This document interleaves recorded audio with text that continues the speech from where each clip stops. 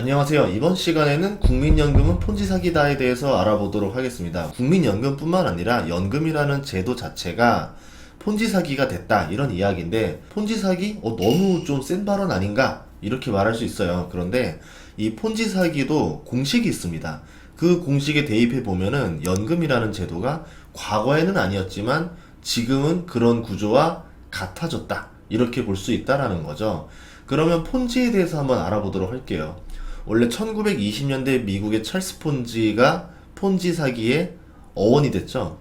우표권 가격 차이로 돈을 벌 수 있다라고 말해서 투자금을 모아가지고 배당금을 얼마나 줬냐면 연 수익률로 40% 정도로 줬습니다. 사람들 입장에서는 우표권이 뭐 전쟁 이후기 때문에 각 나라마다 차이가 있고 그걸 미리 사서 가격 차이로 돈을 버는 거다라고 하니까 그런가 보다라 생각하고 투자를 했다라는 거예요. 100년 전입니다. 그러니까 당연히 충분히 그렇게 사기를 칠 수도 있었겠죠. 2004년에서 2008년에 조이팔 사건도 굉장히 유명한 폰지 사건인데요. 의료기기를 대여를 해서 나는 40%의 고수익을 낼 수 있는 사람이다, 그러니까 나한테 투자를 하면은 더 많이 돈을 벌 거다, 이렇게 말해가지고 10개가 넘는 다단계를 운영했었어요. 실제로 40%의 고수익을 제공했었습니다. 초반에는. 피해자가 4만 명이 나오고 피해 규모가 4조가 넘었죠. 단군 이래 최대 규모의 사기라고 불리는 게 이 조이팔 사건이었었습니다. 2021년에는 머지포인트 사건이 있었습니다. 신규 고객의 선납금으로 기존 고객들의 포인트 할인 혜택을 제공했었어요. 머지포인트에 돈을 넣으면 20% 할인을 받을 수 있었는데, 그거는 머지포인트가 잘해서가 아니라 신규 고객이 주는 돈으로 돌려막기를 하고 있었다는 거죠.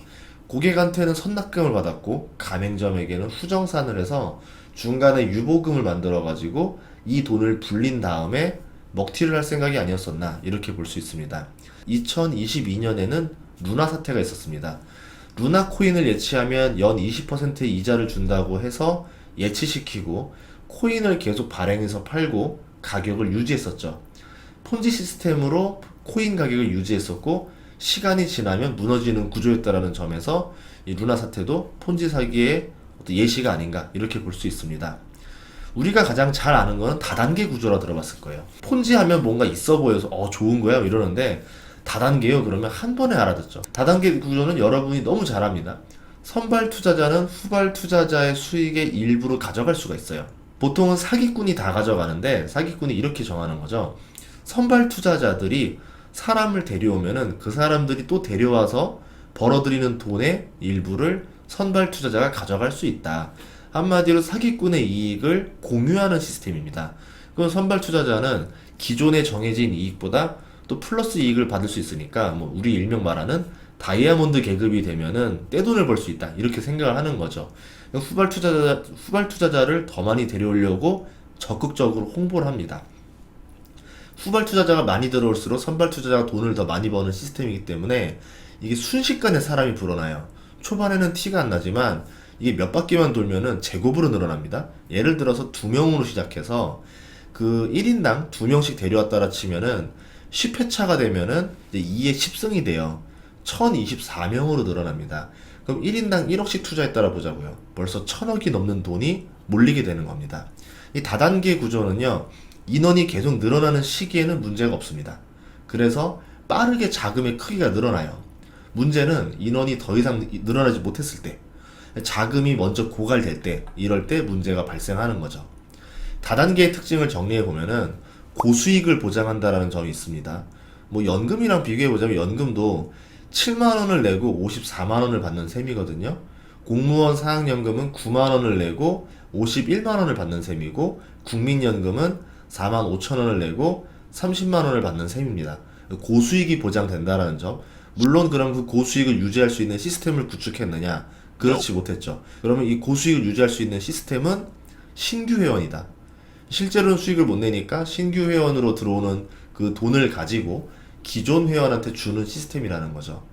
기존 회원보다 신규 회원이 훨씬 많다라고 하고 그 신규 회원이 계속 끊임없이 늘어난다라고 하면은 이 다단계 구조도 무너지지 않고 성립할 수가 있습니다. 연금의 구조를 한번 볼까요? 피라미드 배열이었습니다. 최초에는 가입자가 계속 늘었었죠. 왜? 더 많이 태어나니까. 경제 성장률이 굉장히 높았죠. 경제 성장률이 높으니까 지금 세대보다 다음 세대의 월급이 훨씬 높아요. 그럼 지금 세대에 4만 5천 원을 냈다라 치지만 다음 세대에는 45만 원을 내는 구조인 거죠. 그러니까 더 많은 인원이 더 조금씩 돈을 내도 윗세대를 봉양할 수가 있었습니다. 거기다가 노인의 수명이 짧았었어요. 일자리는 또 계속 늘어났습니다. 그리고 그 일자리의 부가가치가 좋아져서 소득도 빠르게 성장했어요. 수익은 늘고 가입자가 늘어나는 폰지의 초기 단계였었다라는 거죠. 그런데 이 연금이라는 구조가 무너지게 된 겁니다. 왜 무너졌냐면 역피라미드 배열이 되면서 무너진 건데 성장 속도가 현격히 줄어들었어요. 이제 문제가 발생하기 시작합니다. 수령 인구가 586만 명이나 됐습니다. 그리고 계속 늘고 있어요. 대부분 40만 원 이하를 수령합니다. 월 100만 원 이상 수급자가 50만 명이고 200만 원 이상 수급자는 3천 명 정도가 됩니다. 의료기술 발달로 평균 수명이 또 증가합니다. 국민 기대 수명이 83.5세고 앞으로 한 30년 뒤쯤에는 이제 국민 기대 수명이 98세까지 올라갑니다. 연금을 수령하는 기간이 늘어난다라는 거죠. 출산율이 급감합니다. 작년에 0.8명이었었는데 OECD 평균이 1.6명이고요. 우리가 맨날 성장이 끝났다라고 하는 옆나라 일본은 1.4명이에요. 그러면 우리나라의 출산율이 얼마나 심각한지를 알 수 있죠. 세계 최저입니다. 이런 구조는 인구 피라미드를 역배열로 만들어 버립니다. 앞으로 적은 수의 젊은 세대가 많은 수의 노인을 지탱해줘야 되는 구조죠. 단 앞으로의 세대가 소득이 크게 늘어서 뭐 4.5%만 낸다 하더라도 그 금액이 상당히 크면은 노인 세대를 부양할 수가 있겠죠. 그런데 문제는 무인화 기술의 발달도 있어요. 2017년쯤에 키오스크가 발달합니다. 그래서 상당한 일자리가 줄어들었어요. 2020년쯤에는 서빙 로봇이 등장합니다. 2021년에는 무인 편의점이 서비스로 등장하기 시작합니다. 앞으로 무인 배달, 무인 자동차, 스마트 팩토리, 인공지능 등장으로 더 많은 일자리가 사라질 예정입니다. 최근에 보면은 은행에서 신입 직원들을 그렇게 많이 뽑지 않습니다. 그리고 기존에 있는 직원들마저도 권고사직을 유도하죠. 그렇다는 얘기는 뭐냐면 고소득 자리조차도 이제 점점 일자리가 줄어들 가능성이 있다라는 겁니다. 연금의 문제점 한번 볼까요? 한국은 저소득자가 더 유리한 상태입니다. 완전 비례연금이에요. 서양 같은 경우는. 근데 한국은 균등연금과 비례연금으로 합쳐서 구성되어 있어요. 그러니까 저소득자한테는 후하게 연금을 지급해주고 고소득자한테는 박하게 연금이 지급됩니다. 밸런스를 위해서라고 하죠. 고소득자는 어쨌든 연금에서 불리하게 된다라는 거죠. 예를 들어서 평균 소득 월 500만 원이었던 사람이 40년을 가입하게 되면은 최저소득 대체율 30%가 적용돼서 150만 원을 받아요. 평균 소득이 월 50만 원이었던 사람은 40년 가입하게 되면은 최저소득 대체율이 100%이기 때문에 이걸 적용받아서 50만 원을 받게 됩니다. 그러면 소득이 적을수록 유리한 구조였다라는 거죠. 두 번째는 수명이 길어졌고 출산율이 더 빨리 하락하고 있다라는 겁니다. 연금 고갈 속도가 훨씬 더 빨라질 거예요. 3년 전 뉴스에서는 2054년에 국민연금이 완전 고갈 상태라고 말을 했는데 실제로는 더 빨라질 거라고 생각하고 있습니다. 세 번째는 증시 하락입니다. 증시가 하락하게 되면 연금 수익률이 저하되죠. 국민연금 같은 경우는 구성이 어떻게 되어 있냐면 주식이 45%, 채권이 44%, 대체 투자가 11% 비중으로 투자되어 있어요. 주식이나 채권에서 손실이 나면은 연금 고갈 속도가 더 빨라집니다. 연평균 수익률은 6% 수준이에요. 최근 10년은 7% 수준입니다. 만약 이 수익률을 유지하지 못하게 되면은 기금이 더 빨리 고갈돼요. 올해 1분기 연금 수익률이 마이너스 2.66%였었습니다. 해외 주식들은 더 많이 하락했기 때문에 그나마 잘했다라고 표현하지만 어쨌든 기금이 수익률을 초과해서 달성해야 되는데 그러지 못하고 낮게 나오면은 연금 고갈 속도가 더 빨라진다라는 거죠. 연금이 고갈되지 않으려면 어떻게 해야 되느냐? 더 많이 내고 더 적게 받는 방법으로 바뀌어야 됩니다. 근데 가장 큰 문제는 뭐냐면 이전에 연금을 다 낸 세대들은 이제 연금을 수령하고 있겠죠? 그럼 이 사람들도 적게 받게 해줄 거냐? 아니면 지금 연금을 내고 있는 사람들, 직장인들, 퇴직하지 않은 사람들, 이 사람들이 더 많이 내고 더 적게 받게 할 것인가?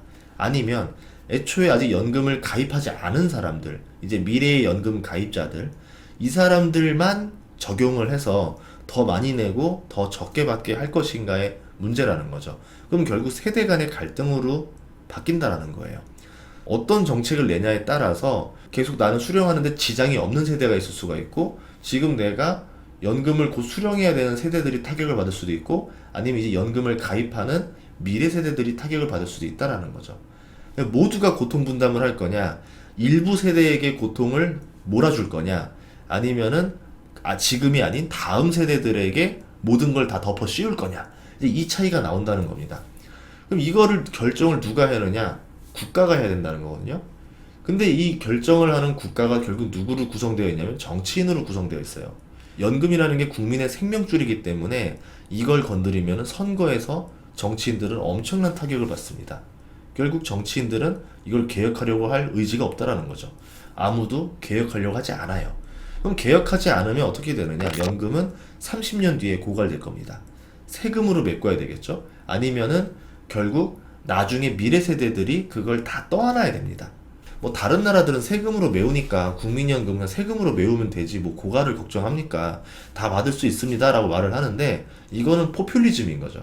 세금을 연금으로 사용하게 되면은 국가 인프라 투자를 줄인다던가, 아니면 복지를 줄인다던가, 국가 재정 적자 규모를 늘린다던가, 국방비를 줄인다던가, 뭐 어디선가 돈을 빼내야 됩니다.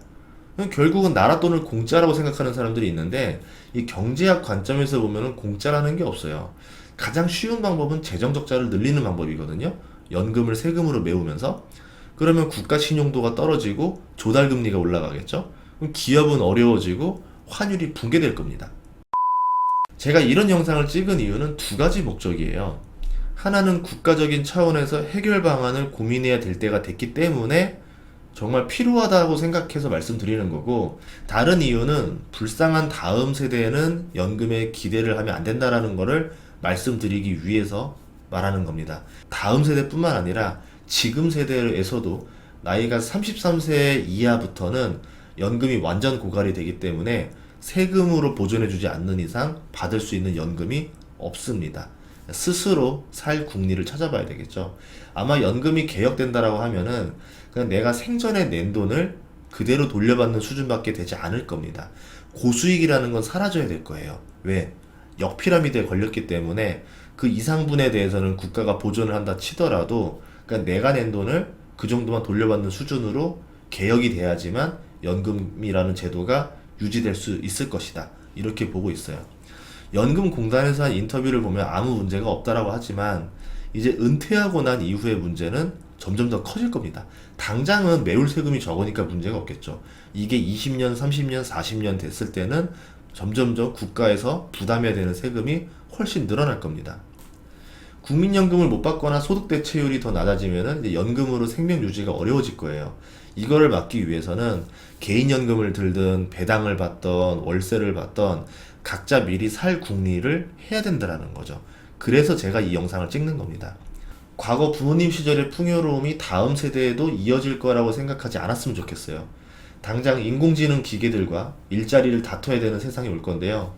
월급을 기계들한테 빼앗기고 있는데 연금이 온전히 들어올 거라고 생각하지 말고 스스로 살아남을 전략을 짜고 나서 세상에 분노하더라도 해야 된다라고 생각을 합니다. 애초에 연금이라는 제도는 경제성장기에나 어울리는 시스템이었다라는 거죠. 이 제도를 만들던 시절에는 영원한 성장이 이어질 거라 생각했겠지만, 이제 역성장의 시기를 살고 있고 연금은 폰지 사기가 되어가고 있습니다. 월급으로 부자는커녕 내 집 마련도 노후도 책임지기 어려운 세상이 됐는데요. 재테크는 선택 옵션이 아니라 이제 살기 위한 전쟁이라 생각하고 임하셨으면 좋겠습니다. 다음 시간에 뵙겠습니다. 구독과 좋아요, 알림 설정 부탁드릴게요. 감사합니다.